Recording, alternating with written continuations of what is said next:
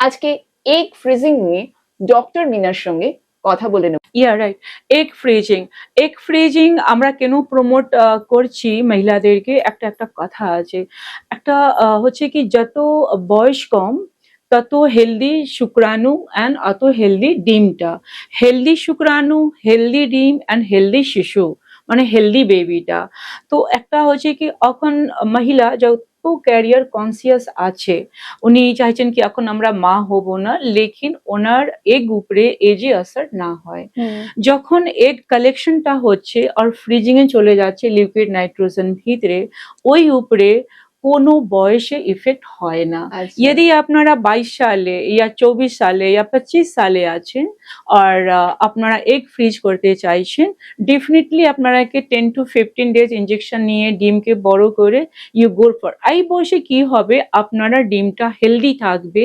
আর এই ডিম পরে যদি আপনারা 40 পরে भी মা হতে मतलब you are planning for the baby, কি 40 পরে আমরা প্ল্যানিংটা করব কনসেপশনটা, ডেফিনেটলি ওই 24 সালে এজ ডিমটা ভিতরে থাকবে।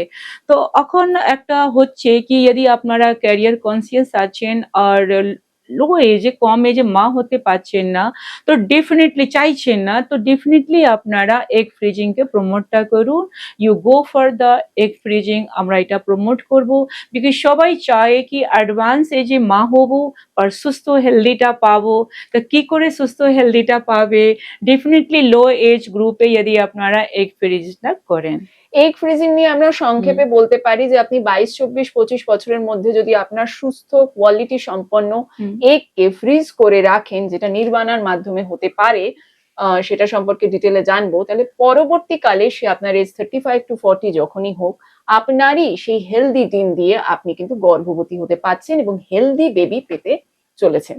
চলুন আমরা জেনে নিই যে এই যে প্রসেসটা, যেটা এগ ফ্রিজিং, এইটাতে কি এটা কি খুব পেইনফুল না এটা খুব কমফোর্টেবল?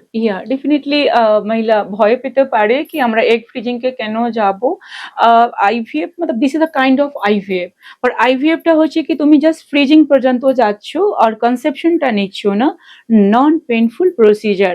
এই যে ইনজেকশনটা হয় নন পেইনফুল হয়, একটা ইনসুলিন সিরিঞ্জ মধ্যেই হয়, ছোট, নন পেইনফুল। 10 থেকে 12 দিনে ইনজেকশন নিতে হয়।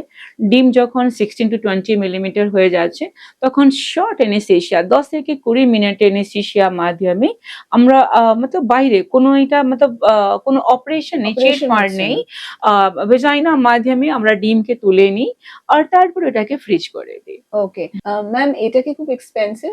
না না না, really not expensive, but IVF মতো হি হয় এটা, প্রবাবলি সেম যেরকম আইভিএফ মধ্যে কস্টটা হয়। তো নির্বাণাতে এমনিও আমরা জানি ভীষণভাবে কস্ট এফেক্টিভ, তো এখানে এসে আপনারা ম্যামের সাথে কনসাল্ট করে নিতে পারেন যদি এগ ফ্রিজিং এর জন্য ভাবছেন।